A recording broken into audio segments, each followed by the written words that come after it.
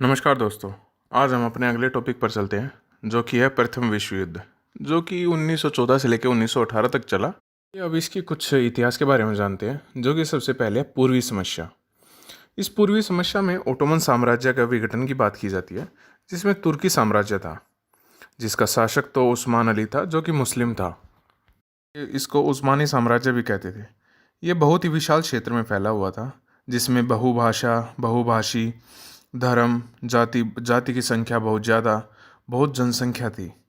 जिस कारण शासन की अगर बात की जाए तो उसमें दो भागों में बटा हुआ था। शासक तो मुस्लिम था और प्रजा ईसाई व मुस्लिम दोनों थी। 19वीं सदी आते आते शासन कमज़ोर होने लग गया। राष्ट्रवाद की भावना उजागर होने लग गई, बहुत ज़्यादा बढ़ गई।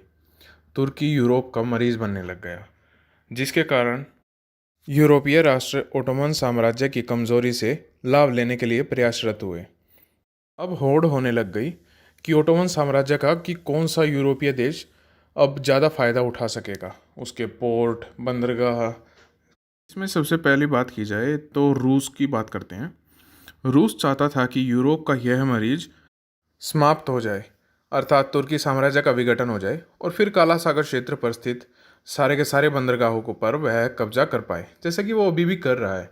उसने क्रीमिया जब 2014 में हाथी आया तो उसने ऐसा ही किया। उसने अब सब कुछ बंद कर दिया, जिससे कि मतलब काला सागर क्षेत्र पर उसका पूरा प्रभाव हो सके, और वहाँ के सारे एरिया पर अब उसका कब्जा है भी। यह रूस ने इसलिए किया क्योंकि उसका उत्तरी क्षेत्र साइबेरिया बर्फीला था और वह नौ परिवहन के लिए अनुकूल नहीं था। अतः व्यापारिक लाभ के लिए उसे काला सागर क्षेत्र पर नियंत्रण करना ही था। इसलिए वह चाहता था कि यूरोप का यह मरीज समाप्त ही हो जाए, जिससे कि वो पूरा पूरा कब्जा कर सके काला सागर क्षेत्र पर। अब आते हैं इंग्लैंड पर। इंग्लैंड चाहता था कि तुर्की साम्राज्य का विघटन न हो और मरीज भी शक्तिशाली न बने। दरअसल ब्रिटेन नहीं चाहता था कि रूस काला सागर क्षेत्र पर स्थित बंदरगाहों पर नियंत्रण करे और व्यापार के माध्यम से उसके अफ्रीकी, एशियाई उपनिवेशों को चुनौती प्रस्तुत करे। इस तरह इंग्लैंड रूसी विस्तार का विरोधी था। अब आते हैं ऑस्ट्रिया पर। यह भी काला सागर क्षेत्र पर स्थित बंदरगाहों पर नियंत्रण करना चाहता था, अतः रूस व ऑस्ट्रिया के हित आपस में टकराने लग गए। अब आते हैं फ्रांस पर। फ्रांस चाहता था कि तुर्की साम्राज्य का विघटन हो जाए। वस्तुतः वह तुर्की साम्राज्य के प्रदेश मिस्र एवं सीरिया पर नियंत्रण करना चाहता था। इसलिए इन क्षेत्रों में वह स्थानीय गवर्नर को स्वतंत्रता के लिए प्रोत्साहित करता था। अब आते हैं जर्मनी पर। एकीकरण के पश्चात जर्मनी के बिस्मार्क ने स्पष्ट किया कि पूर्वी समस्या से उसकी कोई रुचि नहीं है और वह तुर्की से आने वाली डाक को पढ़ता भी नहीं है। अर्थात तुर्की साम्राज्य के विघटन से वह लाभ लेने का इच्छुक नहीं है। दरअसल बिस्मार्क ऐसा कहकर इंग्लैंड को अपने विश्वास में लेकर फ्रांस को अलग थलग करना चाहता था। वस्तुतः बिस्मार्क फ्रांस से छीने गए एल्सेस लोरेन क्षेत्र पर नियंत्रण बनाए रखने हेतु जर्मनी की सुरक्षा बनाने रखने हेतु कूटनीतिक संधि प्रणाली से एक गुट का निर्माण कर रहा था। किंतु 1878 में जब रूस ने तुर्की क्षेत्र पर हमला कर उसके क्षेत्रों पर नियंत्रण करना शुरू कर दिया, तब बिस्मार्क के नेतृत्व में बर्लिन सम्मेलन हुआ, जहां रूसी विस्तार को नियंत्रित किया गया। इस तरह बिस्मार्क पूरी समस्या से अलग थलग तो रह नहीं सका, अतः रूस के साथ टकराव बढ़ा। अब रूस द्वारा तुर्की पर हमले की कुछ बात कर ली जाए, जिसमें सेडान युद्ध के पश्चात फ्रांस की कमजोरी का लाभ उठाते हुए और बिस्मार्क के प्रोत्साहन से रूस ने काला सागर क्षेत्र पर अपनी गतिविधियां तेज कर दी। वस्तुतः रूस ने बाल्कन प्रायद्वीप में रहने वाली स्लाव जनजाति या जनसंख्या कहा जाए को एकजुट करने के लिए सम्मेलन आयोजित किया, जिसका उद्देश्य ओटोमन साम्राज्य के विरुद्ध स्लाव या जिसे कहा जाए तो सर्व जनसंख्या को स्वतंत्रता के लिए प्रोत्साहित करना था। तथा रूस द्वारा संचालित इस अभियान से बोस्निया बुल्गारिया की जनता ने तुर्की शासन के विरुद्ध विद्रोह कर दिया, जिसका तुर्की साम्राज्य द्वारा कठोर दमन किया गया। इसी क्रम में रूस ने तुर्की पर हमला कर उसे पराजित कर दिया और तुर्की के साथ सैन स्टीफानो की संधि कर दी। रूस ने तुर्की साम्राज्य के काला सागर क्षेत्र पर नियंत्रण स्थापित कर लिया।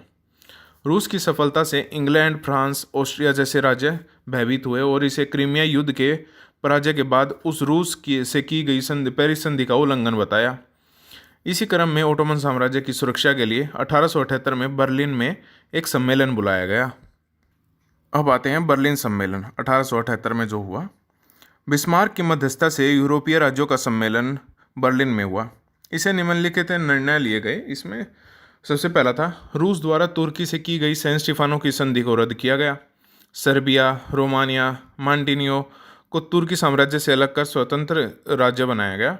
इसी तरह तुर्की साम्राज्य के क्षेत्र बोस्निया हर्जेगोविना पर ऑस्ट्रिया का प्रशासनिक नियंत्रण स्थापित किया गया।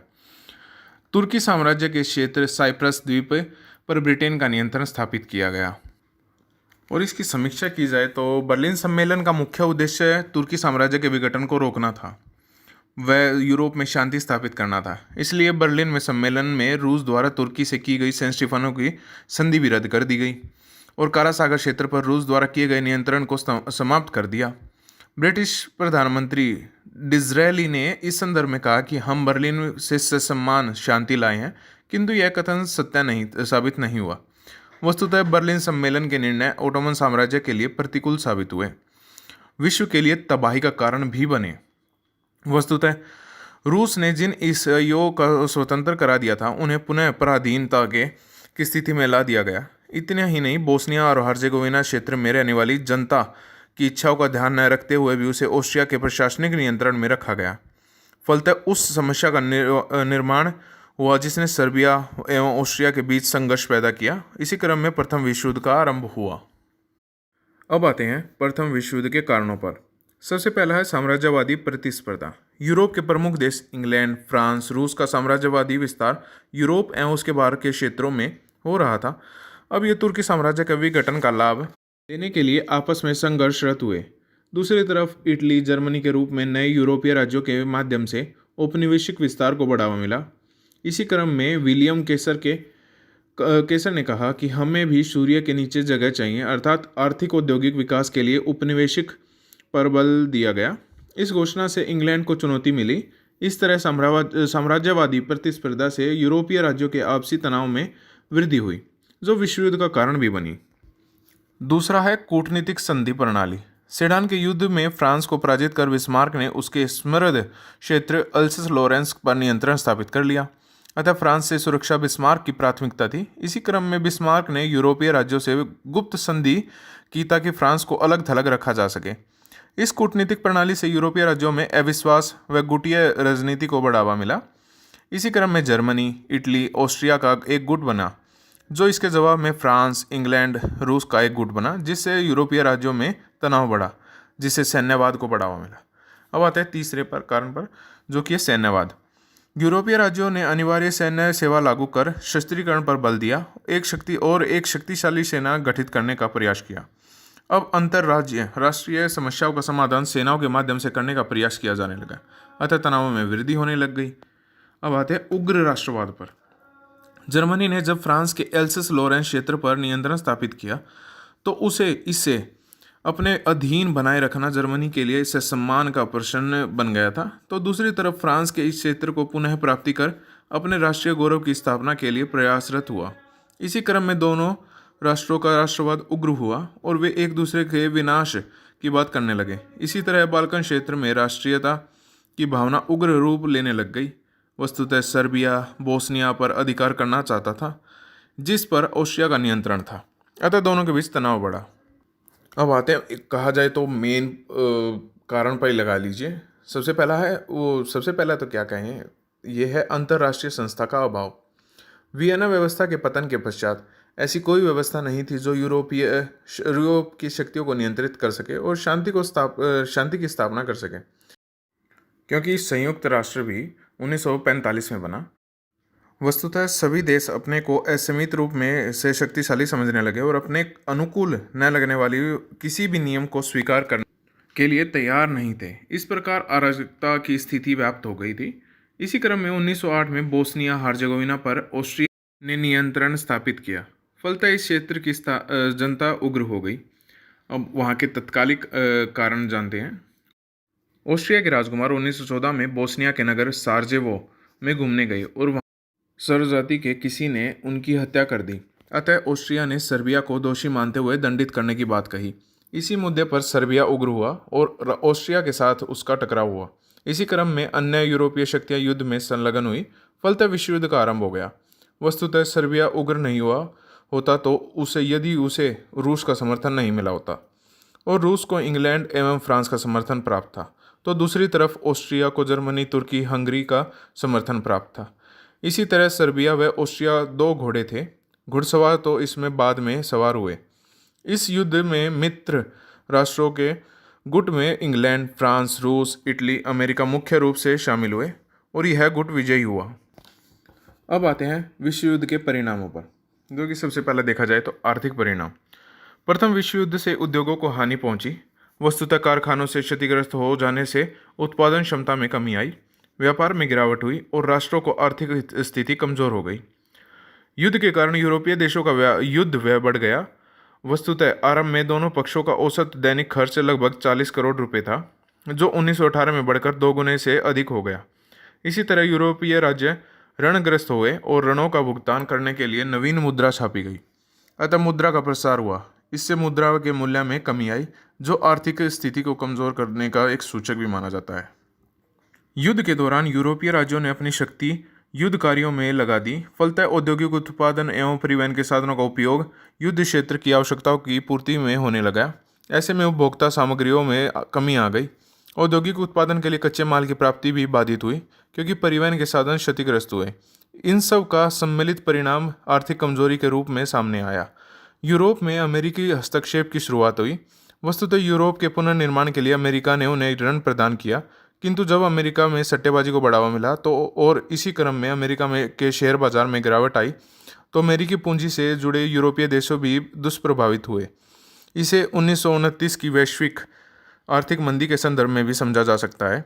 इस आर्थिक कमजोरी ने यूरोप में फांसीवाद एवं नाजीवाद के रूप में तानाशाही शासन की स्थापना का मार्ग प्रशस्त किया। अब आते हैं सामाजिक परिणाम क्या हुए। युद्ध में बड़ी संख्या में सैनिक एवं नागरिक मारे गए। लगभग 80 लाख सैनिक मारे गए और 2 करोड़ से अधिक गंभीर रूप से घायल हुए। इन मारे गए लोगों के अंतिम संस्कार की समुचित व्यवस्था न होने के कारण संक्रामक रोगों में वृद्धि हुई, अतः बड़ी संख्या में नागरिक मारे गए। विभिन्न देशों के नागरिकों को घर से ही नहीं, राष्ट्र से भी बेघर होना पड़ा। फलतः शरणार्थियों की समस्या सामने आई। महिलाओं की भूमिका बढ़ी, क्योंकि अब उनके कार्य क्षेत्र का विस्तार होने लग गया। वस्तुतः उन्हें पुरुष कार्यशील जनसंख्या का स्थान लेने का अवसर मिला। वे कारखानों, खेतों, कार्यालयों में कार्य करने लग गई, अतः उनमें आत्मविश्वास बढ़ा और अपने अधिकारों को लेकर चेतना जागृत हुई। इससे नारीवाद आंदोलन को बढ़ावा मिला। इसी क्रम में महिलाओं को मताधिकार भी प्राप्त हुए। नस्लवादी भेदभाव की भावना को ठेस पहुंची। दरअसल विभिन्न क्षेत्र के श्वेत अश्वेत सैनिक मिलकर युद्ध लड़ रहे थे, अतः वीरता केवल श्वेतों के पास है जैसी अवधारणा को चोट पहुंची। यूरोप ने विज्ञान एवं अनुसंधान के क्षेत्र में विकास को प्रेरित किया। एक तरफ जहां युद्ध के नवीन साधनों जैसे टैंक, रासायनिक गैसों का विकास हुआ, तो साथ ही लड़ाकू युद्धक विमानों का विकास हुआ, जिसका उपयोग आगे नागरिक विमानों के विकास में भी किया गया। इसी तरह चिकित्सा के क्षेत्र में भी अनेक जीवन रक्षक दवाओं का विकास हुआ। अब आते हैं राजनीतिक परिणाम पर।